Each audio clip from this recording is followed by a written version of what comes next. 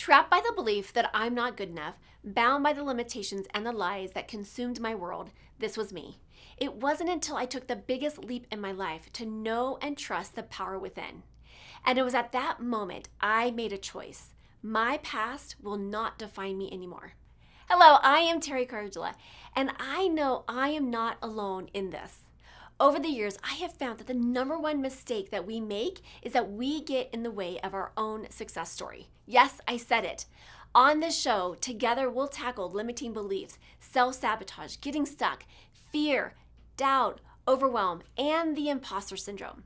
Join us on this journey designed to transport you beyond your limitations to a world where anything is possible.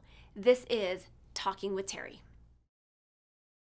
Hello, and welcome back to Talking with Teri, where we have powerful conversations to transform your life and your business. And I'm so delighted to have our guest, Susan Hamilton, on with us today. She is a CEO and program director at OffBeat Business Media, which is the engine behind the OBBM Network.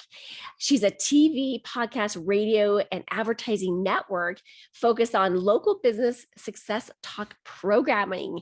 Welcome, Susan. Hi, Teri. How are you doing? Good. We met actually in Dallas about 2 months ago when I was on one of your shows down there. It was great to connect with you. You're about to launch. I've got your episode ready, so you are on deck. We actually got out of order, so forgive me for that. That's okay. That's okay. I think it's still going to be fabulous. I'm excited about it. Yeah, wonderful. Well, so I love having people kind of share their story, how they got to be where they're at today. So for our listeners that may not have met you yet, but they get the pleasure of connecting with you today, bring people up to speed and how you got to be where you're at today. So I grew up in a local family business. I'm the second in a family of 6 kids. Each one of us has gone on to have rather large families, and my older sister and I, they're 7 years apart and we're very close, both watched what those struggles are in family business, because as most of you know, you're all going to play a role in the in your family business. You're going to have something you do, whether it's answering the phone, filing, counting receipts, or actually doing the work. So I understood those things from the inside out, but I never really held a position with the company. And then there just came a time when all the things kind of converge when you're raising a bunch of kids and you're kind of, all these things are going on in your world. And Sherry was noticing that you know what, Susan, we could create websites. And you know what? There's a whole new world changing. Mom and Dad need a new website, and we could do this whole thing, and we could do marketing, and really my foray into understanding marketing came from that point of view. So my point of view is very different. I'm not looking at it from someone who came into this with an MBA, looking at the world going, okay, this is what we need to employ now, and we're going to do everything the way it's always been done. Yeah, I've always come into this with this attitude, and my about page calls me a marketing rebel, and there's a million reasons for that. Even today, this shirt that I'm wearing is, I'm interviewing with this guy today. Wait, it says a selfie with a celebrity is good. Business deal with them is better. Right. I love it. Let's go ahead and go for broke. We're going to I remember the first times I tried to put together newsletter campaigns for my family's business, and I would add humor to it, and they were horrified. They were horrified that anybody could take oh my gosh, the idea that they couldn't be anything less than this is exactly what we do. And that's not uncommon. Actually, to have a very different idea of what your business is. Matter of fact, I always tell people I didn't learn who I was in business until I started networking, and I just applied myself because it didn't come natural to me. I didn't grow up in a family that networked. And in the first several years of my business with my sister, I didn't network. We had entered into our first agreement that got us into every single city in the US, and it moved quickly. So I wasn't looking for work. I just was looking for more insight. When I started networking, I was going, I'm suspicious. I don't think this content thing. I feel like we're feeding the beast, and that's proven to be true. Is when you look at what all the SEO implications are of your content, we need content, we need the new content. And I started realizing this attitude and this thing that we have placed on the local family business. If you do not create this regular content all the time, if you do not pound, and then do it this way, and this is the strategy, and this is how you do it. If you don't do that, well, you can't be found. Well, the other thing is that's I like how you said that, because that's the way everybody else is doing it, Right. and so you're competing with everybody else. And I think that for me, it's that what we're doing here at OBBM Network is a blue ocean strategy.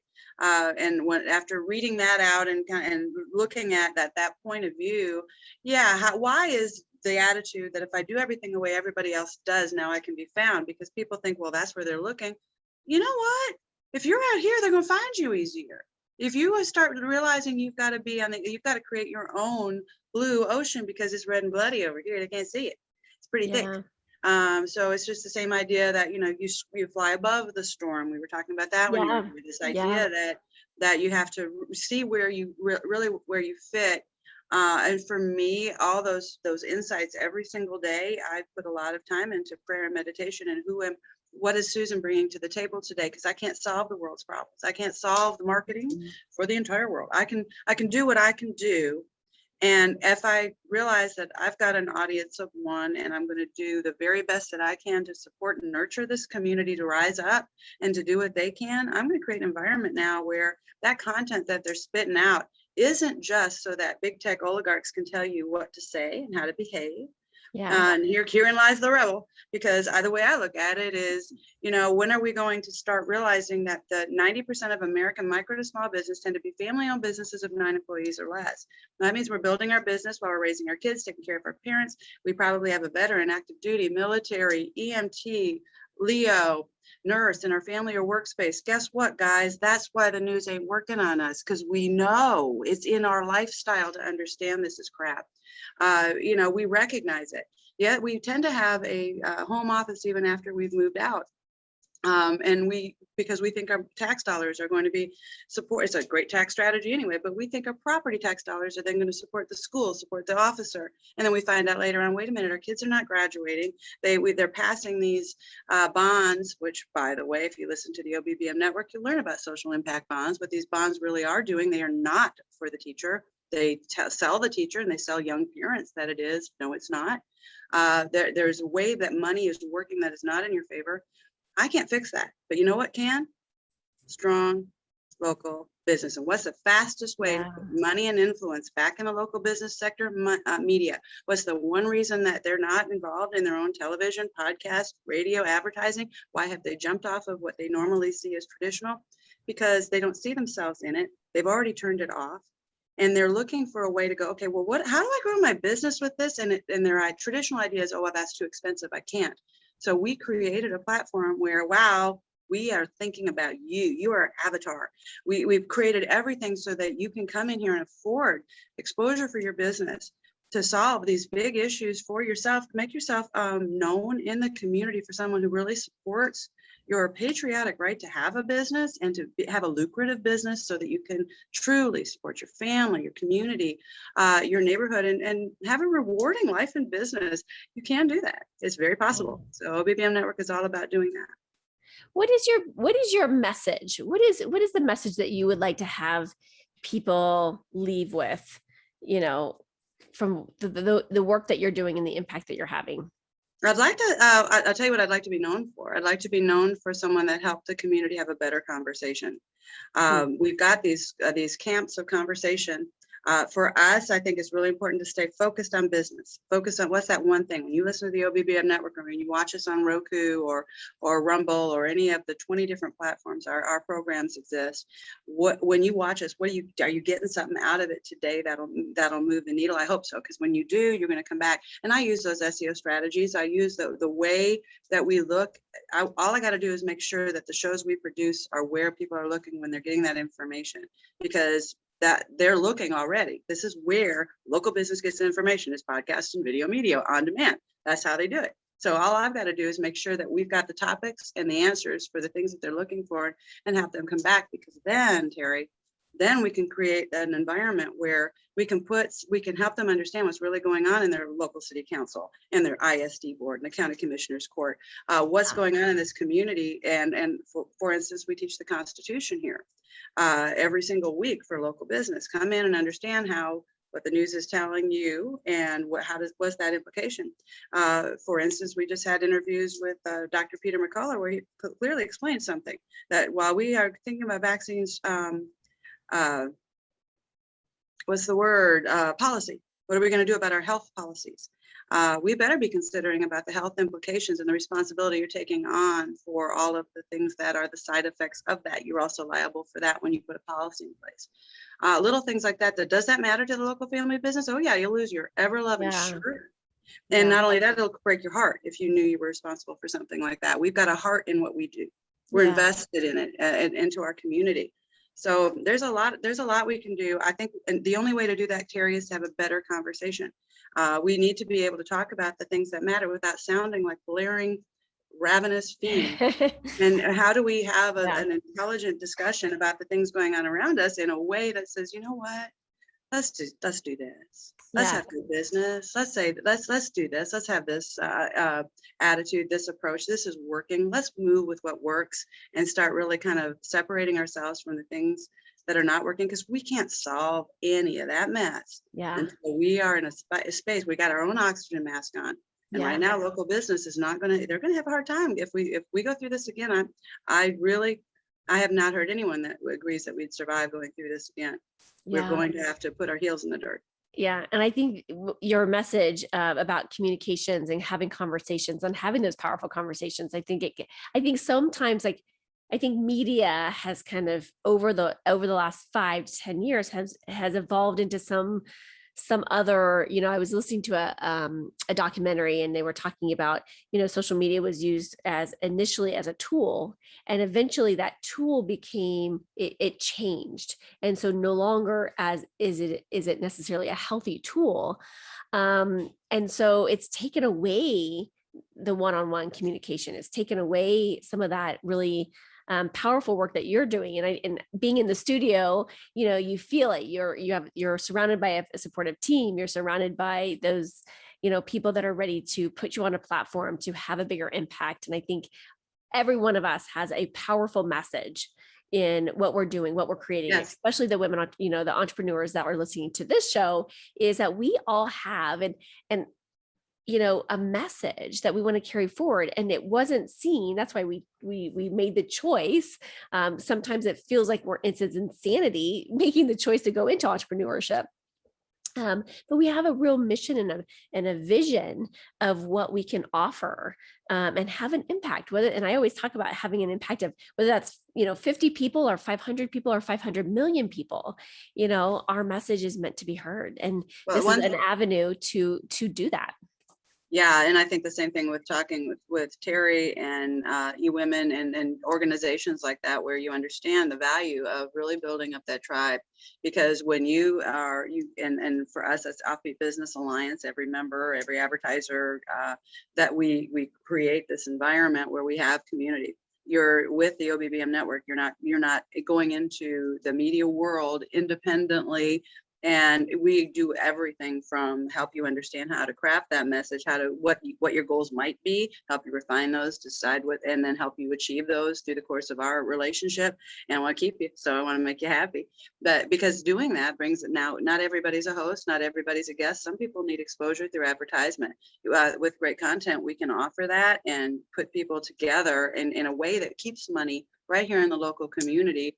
Thereby just really passing that on. You're not spending your money on an entity that wants to actually destroy your right to be in business.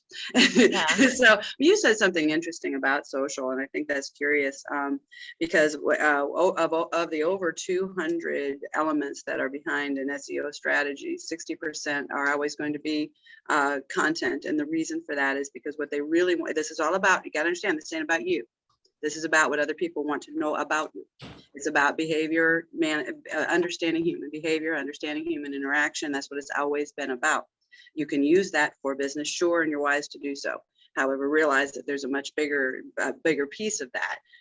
So if you are continually, I tell people there's two different customers out there for everybody. You got a tire kicker. Can you get it cheap? Can you get it fast? If you can come within my range of what's acceptable there, I'm going to buy from you there. That's my customer.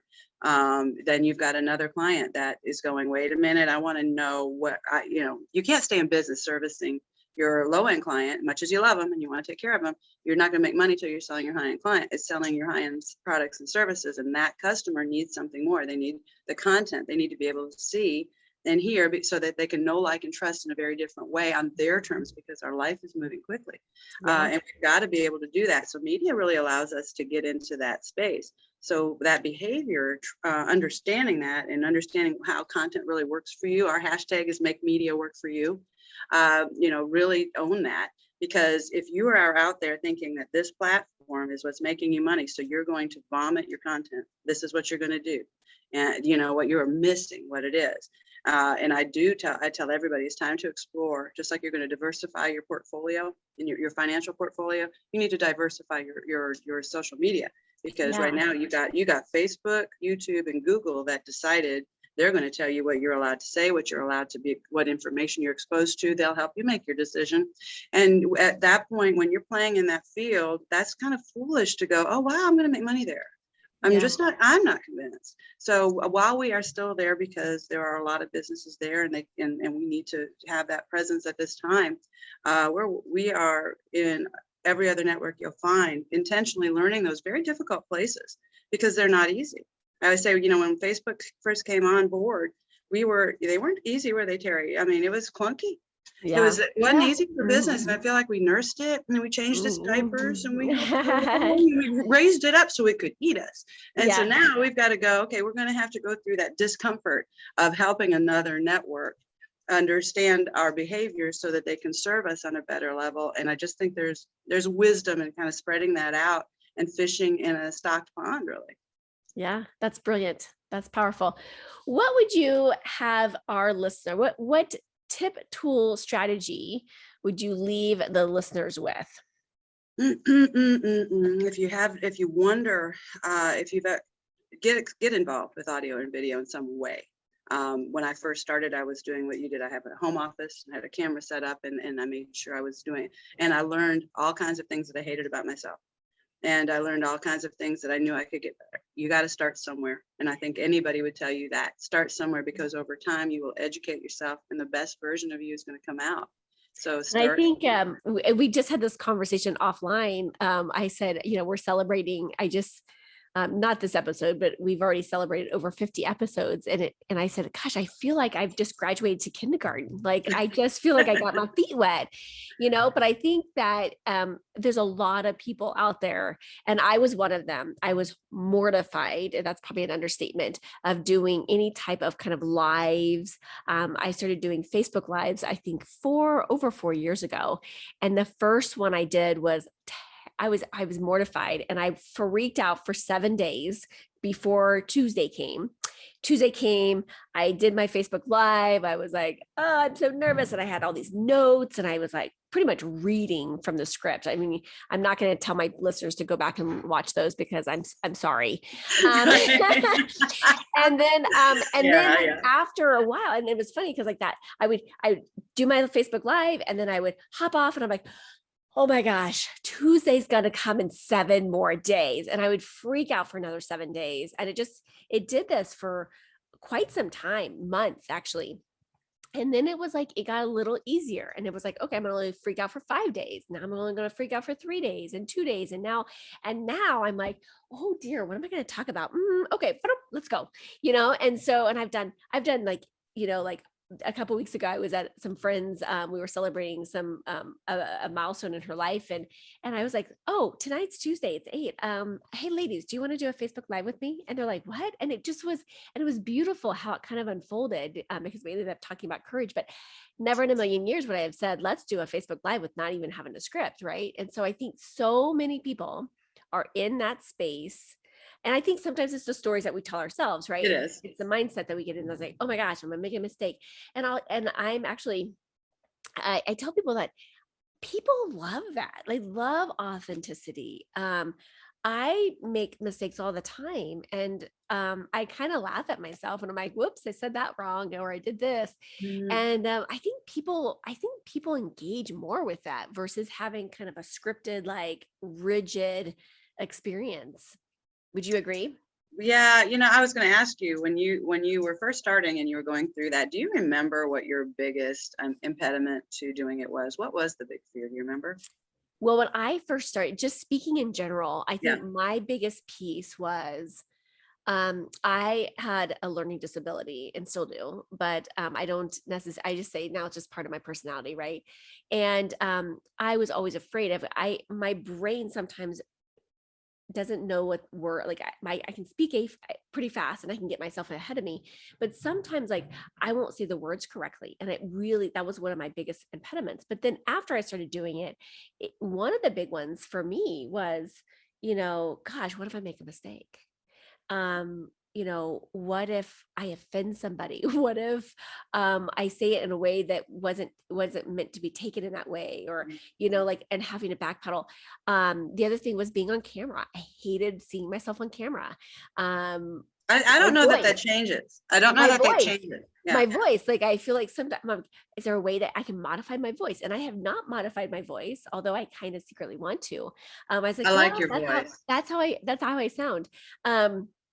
But I, there was like multiple layers, and I think that's true for a lot of people because it's just that nerves of doing it. And I will encourage my clients, like, let's just again, it's like that fear of the unknown.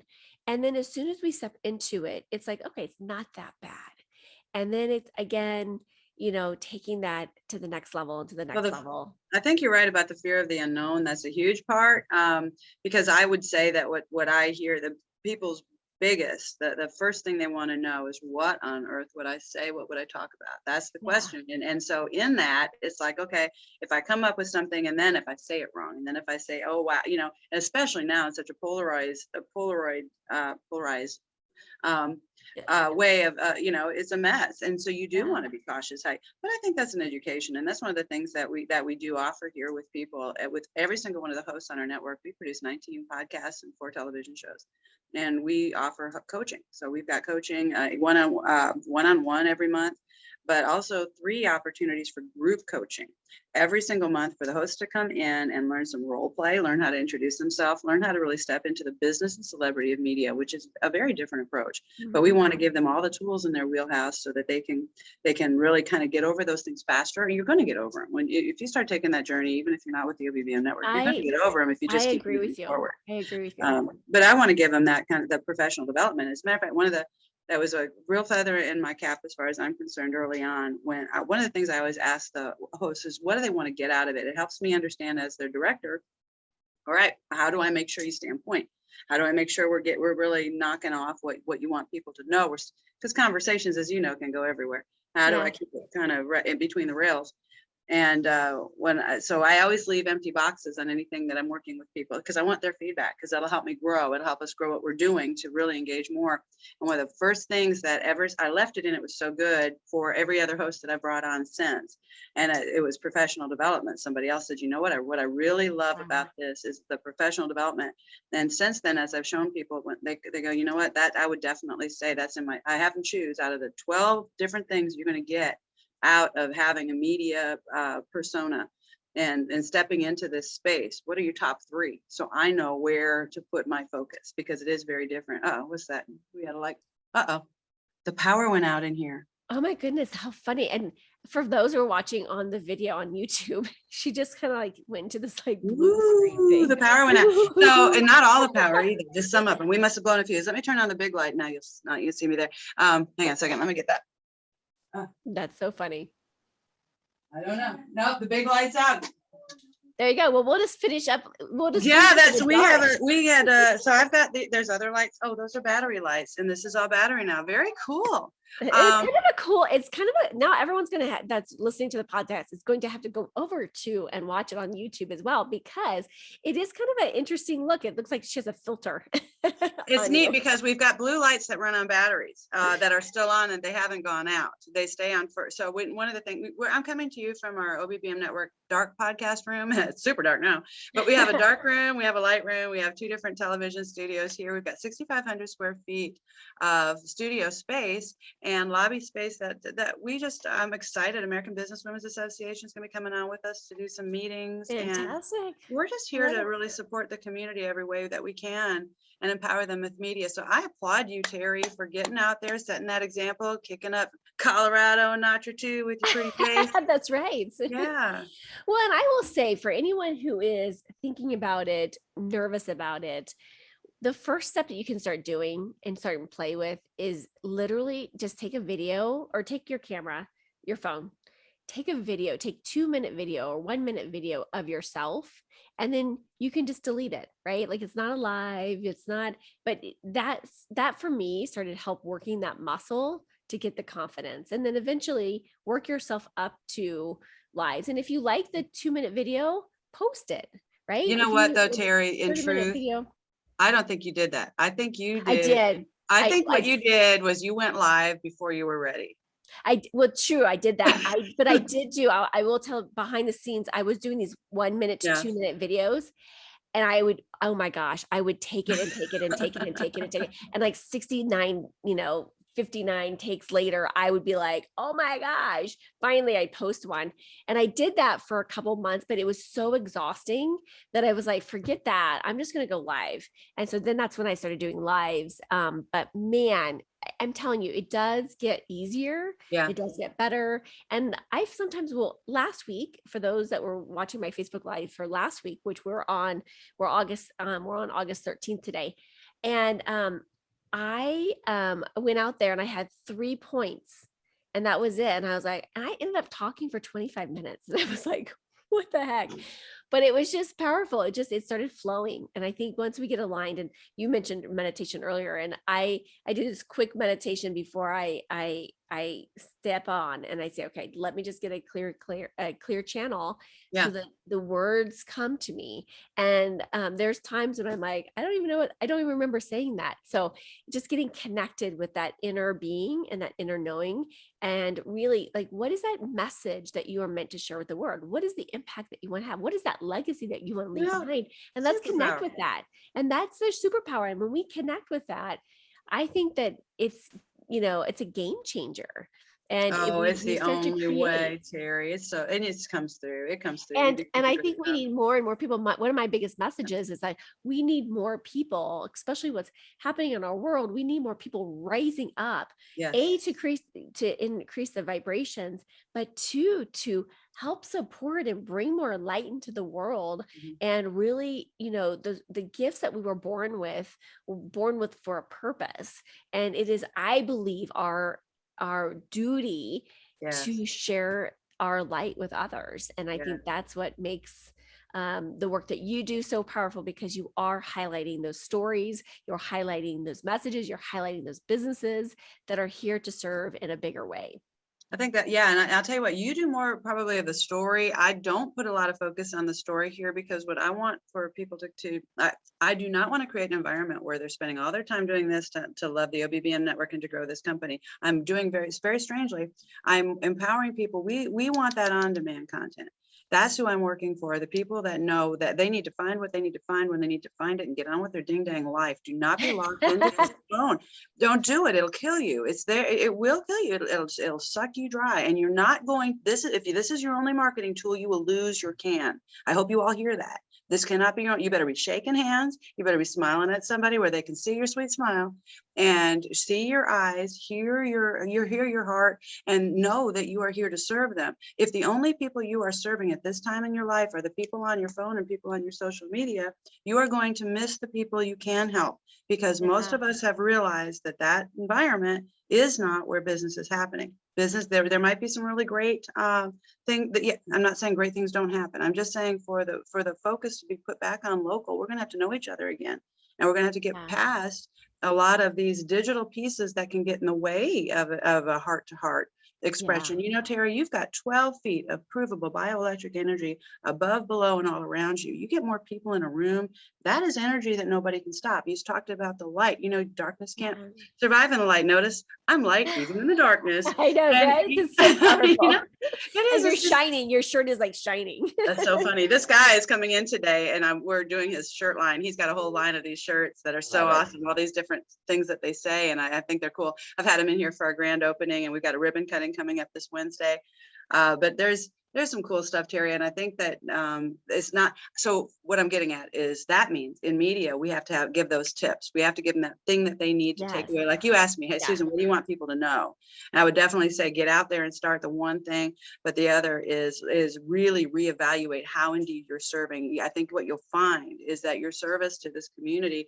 Remember, a lot of people teach on the servant leadership. I don't. I teach on kingly leadership. We are kings, and to understand what that means, it means we serve in that capacity. We serve because we protect. We serve because we're the ones that should be deciding how things go around here. It is we the people, and that means that we have to rise up and go, you know what, that's not top down, that's bottom up. And that we protect our communities by being really good at what we're doing. So find out what they need and give them that. And if you will learn to make sure that they're getting something out of you that not only feeds their direct need, but fills their spirit, fills who they are, gives them some kind of light. Man, your smile will do that. So in the absence of the smile, what happened to our world last year, Terry? Yeah. I mean, that's huge. Yeah. Well, brilliant. Thank you so much, Susan, for being here today. Where can people find you and connect with you? I'm going to tell everybody to go subscribe to the OBBM Network, wherever you're listening to podcasts. You will find all the different shows. Even our television programs are produced in podcast format so that you can access them on the go. Get involved with our network. Tell me what you think. Leave me a review and let us know tell us about the host that you're enjoying and what you're getting out of that, so we know how to give you even more of what you need. Awesome. Thank you so much. And I hope we can connect when I'm in Dallas again. Oh, come by. Come by. It'll be awesome. Talk to you soon. Bye-bye. Thanks, Terry. I am so grateful that you joined me for this episode. If you've enjoyed this, then there's just one thing that I would like you to do. Click to subscribe and leave me a rating and review. As my way to thank you, let's connect for a free consultation. Just reach out to me at talkingwithteri, that's TERI.com, to book your time.